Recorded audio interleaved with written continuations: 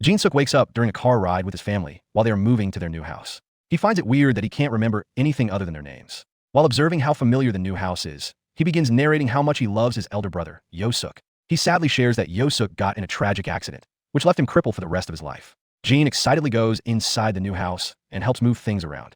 He looks upon a calendar, which shows that the year is 1997. Upstairs, he sees a locked door and finds out from Yo that it will remain under the landlord's custody, due to which the two brothers will have to share a room. Soon, Yo is called by his mother, leaving Jin alone with one of the moving guys. He starts talking about Yo and asks why he looks so much younger than Jin. Yo immediately arrives and sends a man away. Scenes cut to the dinner table, where the family makes sure that Jin is taking his medication. Suddenly, Jin hears something heavy dropping in the small room that's right above the dining area. The entire family gaslights him into believing it was a thunder strike since it's raining cats and dogs outside. At night, he finishes his homework and decides to play some music. He hears some thudding sounds again, which make him curious enough to walk towards the locked room. Before he opens it, Yo appears from behind and offers to take him out on a walk even though it's raining. They take umbrellas and stroll outside in a hilly area. Yo gets a call from his father, who requires his assistance back at the house.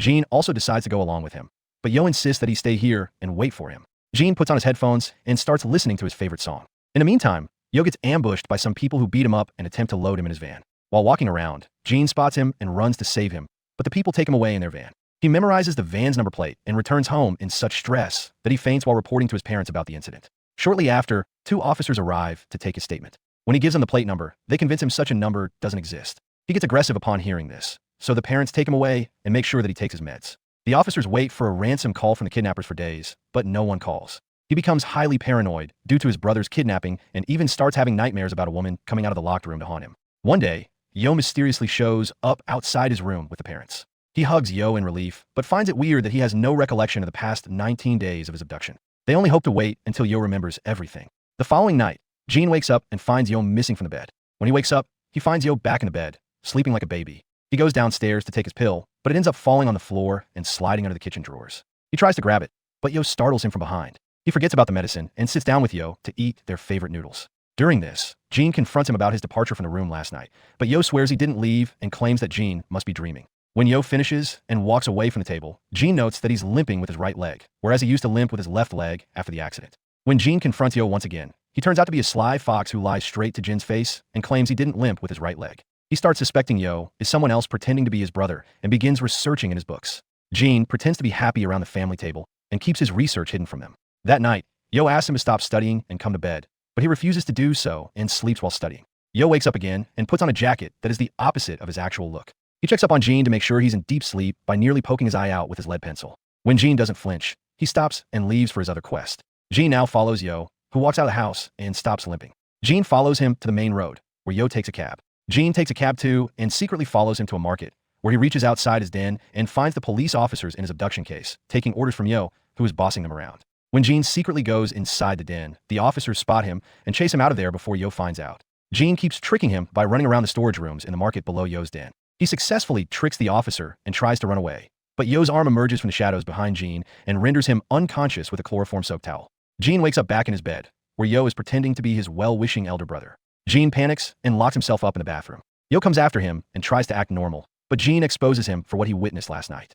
A few minutes later, Jin comes out with a metal pipe to defend himself with, but Yo tackles him and pins him on the ground. He reminds Jin that he didn't take his pill, due to which he felt disoriented in his dreams and imagined the entire scenario. Jin finally calms down and lets Yo take care of him, who gives him his pills before heading out to school. Left behind, Jin finds the broken lead on the table and realizes he was gaslit by Yo once again. Meanwhile, Yo tells someone he's coming and starts walking without limping, revealing that he's not the real Yo. At home, Jin consults his mother and shares his concerns about an imposter pretending to be Yo. She is left speechless and wants to involve the father, but Jin makes her swear she won't discuss it with anyone else. That night, he walks up to the locked room with a baseball bat. It is unlocked this time, so he barges in and discovers Yo's rotting corpse hanging by a rope. He immediately wakes up in sweat and heads downstairs to drink water since Yo isn't around. While sipping water, he overhears his mother calling him a bastard and telling someone everything Jin had told her in confidence. The cunning mother figures out that Jin is eavesdropping on her, so she comes out looking for him.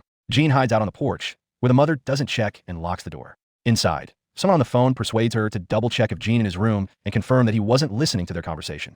Hearing this, Jin quickly tries to climb the sidewall to get back to his room through the window, but he slips and hurts himself in the rain. By the time she checks up on him, he gets back to his room and pretends to sleep under the sheets. However, the mother is one step ahead of him. She pretends to walk out by making sounds with her feet and closing the door. When Jin sits in panic, he finds the mother standing right in front of him. He runs out of breath and tries to lie about his sweat, but the mother clearly knows what he has been up to. She walks downstairs and tells someone that Jean is beginning to get suspicious. In the meantime, Jean jumps out of the window again and runs out of the house, only to find his father arriving home. He tries to lie to him, but the father sees his injured feet and forces him to come inside. Jean manages to flee the scene in the heavy rain, so the father sends his man to bring him back. After a long chase, Jean comes across a police car, causing the man to run away and abandon the chase. Scenes now cut to the police station, where people are staring at him weirdly. The cops burst into laughter when he tells them he's 20 years old and is being fooled into living with a fake family. Some kids start filming them with their smartphones when he discovers the actual year on the calendar, which is 2017. When he looks in a mirror, he breaks out of hypnosis and finally sees his actual face, which is that of a 40-year-old man.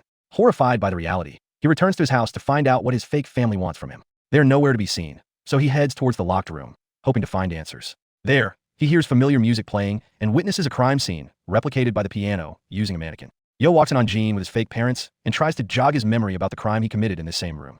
According to him, he unalived a woman and her daughter.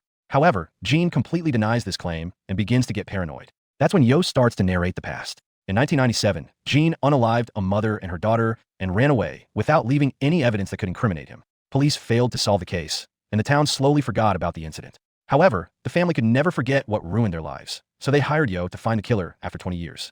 It is now revealed that Yo is a private detective, and he did find Jean eventually. Yo detained him for days in order to get a confession, but Jean truly didn't remember anything. Yo didn't want to unalive Jean unless he confessed the truth, so he consulted a hypnotist who plays the father's role. He came up with the idea of hypnotizing Jean and making him relive his 20s in order to jog his memory. In a flashback, the hypnotist tries everything to jog his memories, but nothing works. He figures out that something traumatic happened in his 20s, due to which Jean is suppressing a certain part of his memory. They plan on taking him a year back before the traumatic incident through hypnosis. The hypnotist also gives Yo a specific kind of medication, which is guaranteed to prevent Jean from waking up to reality.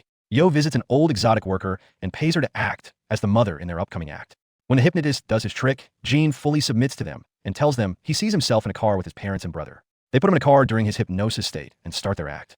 Jean wakes up just how he saw in the film's beginning. He slowly starts understanding the small signs, such as the moving company's man pointing out his age and the thudding sounds coming from the locked room, where they were professionally recreating the crime scene to help him remember. Yo now explains that he wasn't really abducted, but arrested by the cops due to some side business. His men posed as fake police officers and convinced Jean that the plate number he memorized didn't exist, so he wouldn't start investigating the truth. Yet he still slipped out of hypnosis and found the truth. Back in the present, Yo loads Jean in a car with his men and plans on taking him somewhere, but Jean jumps out of the running vehicle and flees.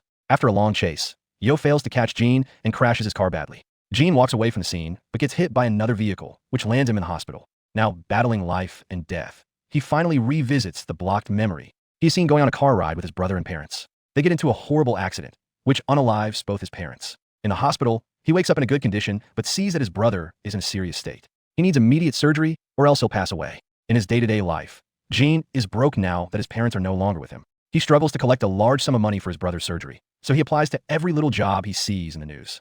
Unfortunately, he doesn't get recruited by a single one of them. One day, he finds someone on the internet who offers to pay for his brother's expenses in return for a personal favor.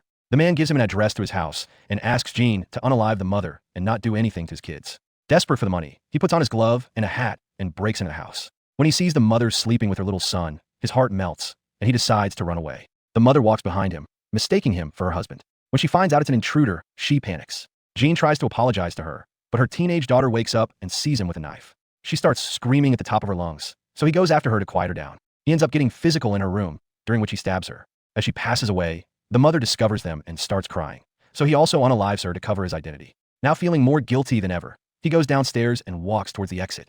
Their little son, about 3 years old, stops him and asks him about his mother.